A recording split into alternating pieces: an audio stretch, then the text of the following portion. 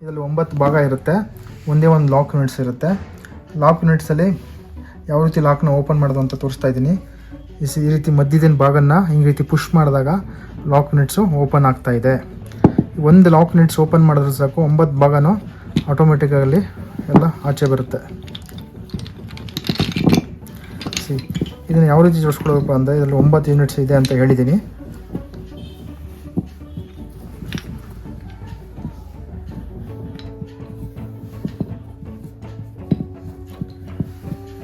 ಈ ರೀತಿ ಜೋಡಿಸ್ಕೊಳ್ಳೋದ್ರಿಂದ ನಿಮಗೆ ಪಜಲ್ಸ್ನ ಸಾಲ್ವ್ ಮಾಡೋದಕ್ಕೆ ಈಸಿ ಆಗುತ್ತೆ.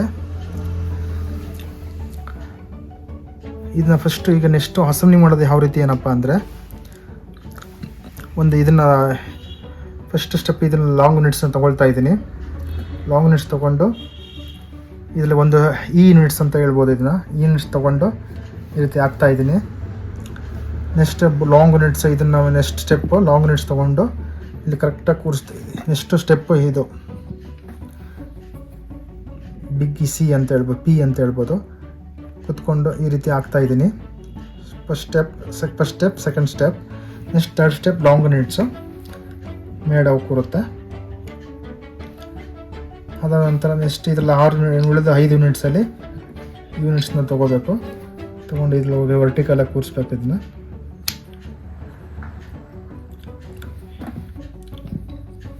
ಇನ್ನೊಂದು ಆ ರೀತಿ ಸಿ ಒಳಗಡೆ ಹೋಗುತ್ತೆ. ಇದು ಸಿ ಯೂನಿಟ್ಸು.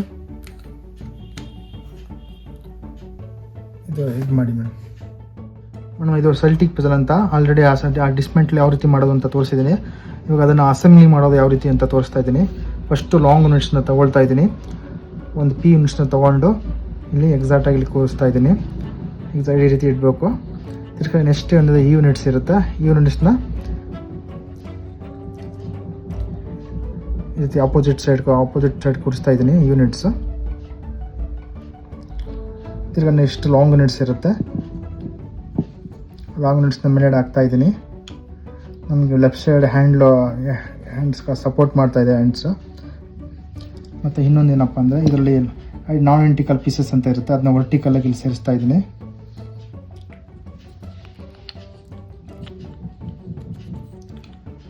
ಈಗ ಒಂದು ಉಳಿದು ಸ್ಮಾಲ್ ಯೂನಿಟ್ಸ್ ಇದೆ. ಇದರಲ್ಲಿ ಸಿ ಅಂತ ಕನ್ಸಿಡರ್ ಮಾಡ್ಬೋದು. ಈಗ ಸಿ ಯೂನಿಟ್ಸ್ ಹಾಕ್ತಾಯಿದ್ದೀನಿ ಇಲ್ಲಿ. ಇದು ಸಿ ಯೂನಿಟ್ಸ್ ಅಂತ ಮಾಡ್ಬೋದು. ಬಟ್ ಸಿಗೂ ಇದಕ್ಕೊಂದು ತುಂಬ ವೇರಿಯೇಷನ್ ಇರುತ್ತೆ. ಬಟ್ ಇದು ಪೀಸಸ್ ಒಂದೇ ಇರೋದು, 2 ಸಿ ಇರುತ್ತೆ. ಇದನ್ನು ತೊಗೊಂಡು ಇದನ್ನು ಫಸ್ಟ್ ಇಲ್ಲಿ ಹಾಕ್ಕೊಡ್ತೀನಿ.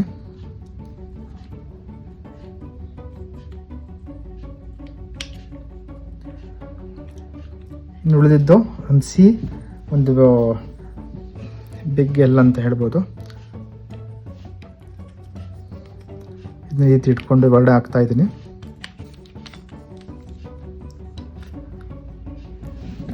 ಸಿ ಇದೆಯಲ್ಲ,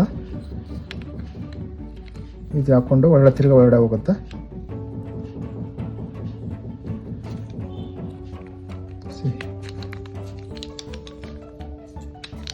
ದಿಸ್ ಇಸ್ ಸೆಲ್ಟಿಕ್.